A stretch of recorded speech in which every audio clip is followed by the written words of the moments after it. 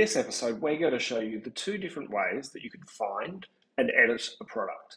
The first way is once you've logged into your website through the dashboard, you can go back to your website and you can scroll through the website. So then you go to the page that you're wanting to edit. In this case, let's go to this product. We're wanting to add an additional price point. So we click on the Edit Product button that appears. These buttons are only visible to you once you've logged into the website. So let's scroll down and we'll go to the price variation. So we'll add another price variation. Let's call this $199.95, and it's going to be outstanding. Oops.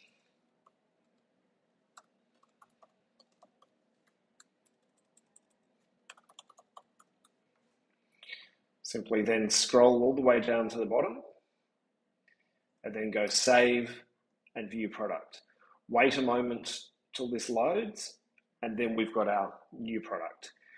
If you're wanting to instead go through products, go back to the dashboard, click on products. You can click the product category that the product is in. So for example, let's have a look at what's in birthday flowers, and you can click on the product and edit the product. It's that simple.